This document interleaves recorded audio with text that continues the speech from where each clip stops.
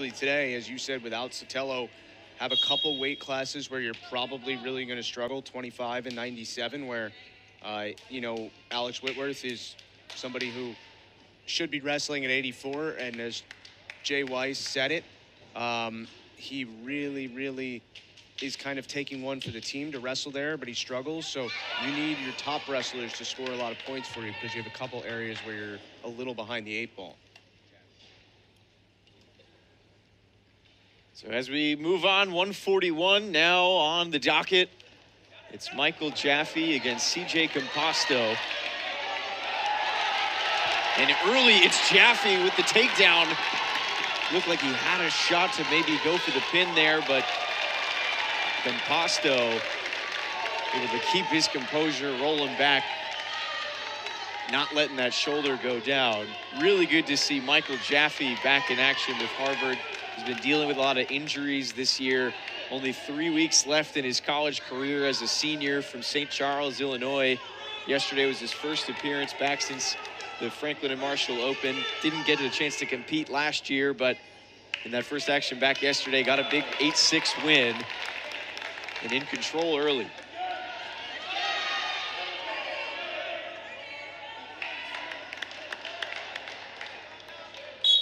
Yeah, I mean, it was awesome to see him back and to see him win yesterday. And that was kind of the start of the momentum that really got Harvard back into it. And he got a second takedown there. Actually, he got a reversal after the takedown. So 6-0 is the lead for Jaffe already. Going again, trying to see if he can roll Composto over here. He has one shoulder locked in, but scores another takedown. Ride time also now over a minute in his favor.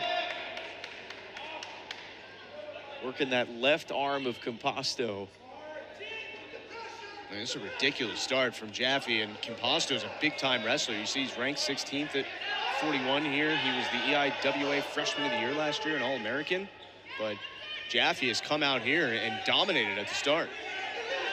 Composto also had to deal with injuries in his career as a junior. Missed last year. Captain of this team for the Quakers. Brings a level of consistency every time out on the mat. He actually finished 8th at the NCAAs in 2022. So he has a lot of experience. So to see Michael Jaffe come out and dominate this way early on, especially, is not something that was expected, I don't think, from either side.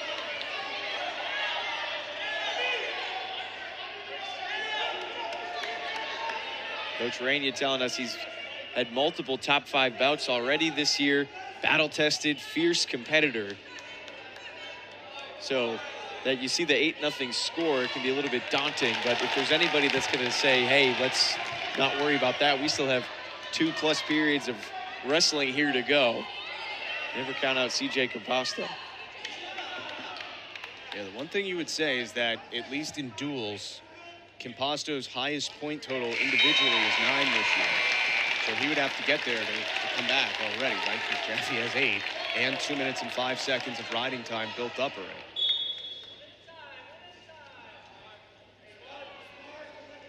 Composto 12-7 overall on the year, but as we mentioned, it's been a really tough dual slate for the Quakers.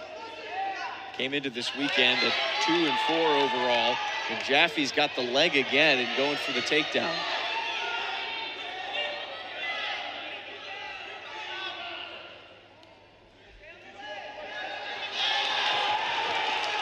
But now it's Composto with Jaffe in a bad spot. The Penn bench erupts behind him. Similar to that first takedown we saw from Jaffe, where it looked like he might have had a pin opportunity, but Jaffe able to wiggle out. Composto will inch closer. And similar to how Jay Weiss earlier thought it might have been a pin for his guy, Coleman Nogel, at 133. Now it's Roger Rainier thinking, hey, maybe CJ Composto has a similar thing. They will take a look at it.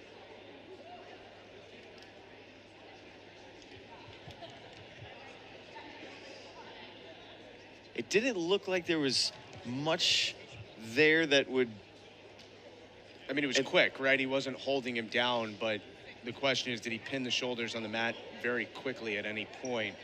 It, as you said, didn't look like a ton. It appeared that Jaffe got his shoulders off the mat pretty quickly, but again, was there any moment where he pinned him just for a second?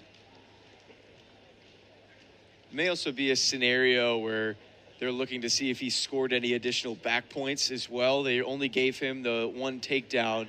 He had the single point on the board for the escape right before the end of that first period. So if they were to award him 2 more back points, that could be huge as they continue on.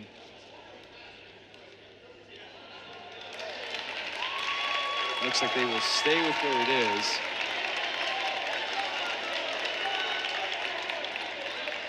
Mania not happy. He'll have to get a secondary explanation. But again, it seemed like it was so quick.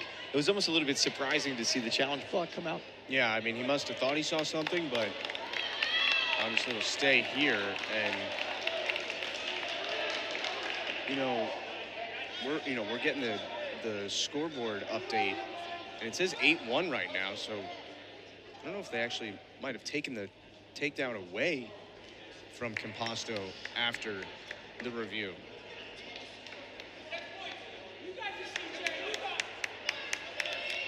And if that's the case, that's a small disaster for Roger Reyna, because he challenged looking for a pin and lost the points that Composto had already earned. So we restart with Jaffe ahead now 8-1.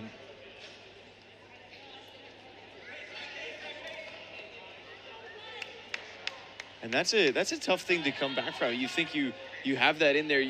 We mentioned a moment ago that you just kind of have to keep going with it, and Composto has been able to do that over his entire career. But that's an interesting moment there. You think you have it, you've inched away, you've gotten it much closer, you get a good shot in, you get a takedown, and then all of a sudden it's wiped off the board. Stall warning there for Jaffe, though.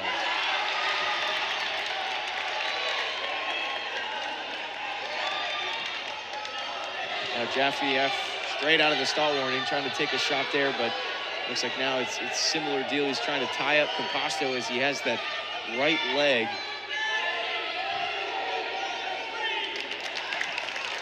And there we go. They'll give Composto the reversal.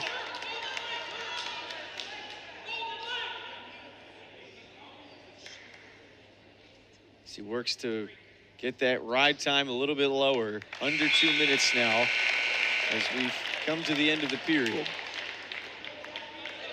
Yeah, so it's interesting because had it stayed at 8-1, Composto probably would have just had to look for a pin here in the third. Now he's close enough. He just needs to take Jaffe down twice.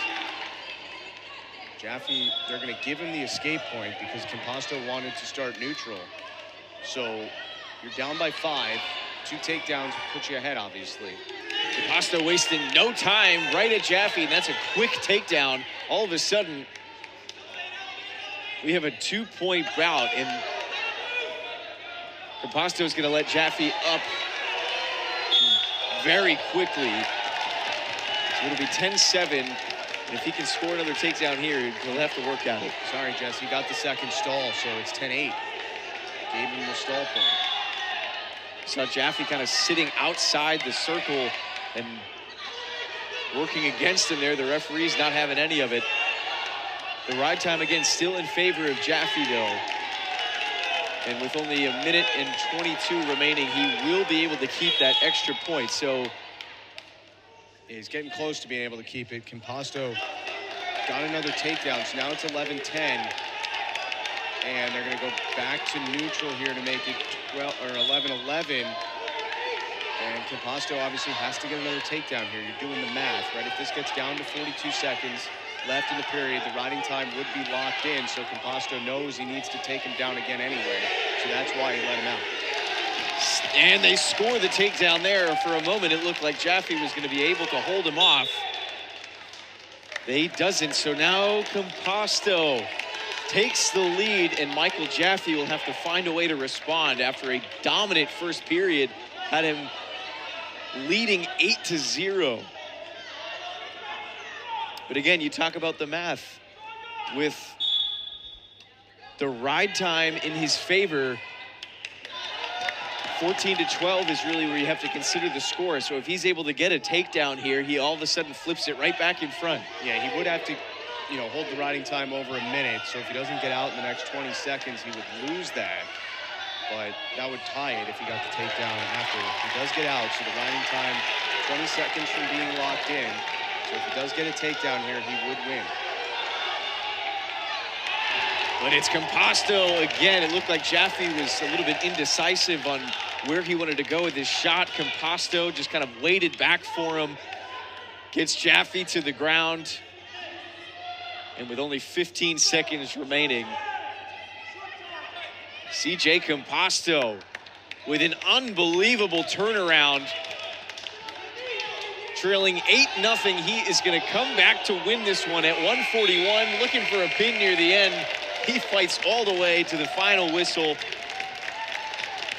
And CJ Composto awarded another takedown there at the end.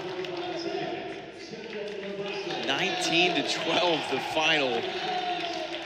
The number 16 wrestler in the country at 141. Man, that's crazy. I mean, you went from a point in that match, if you're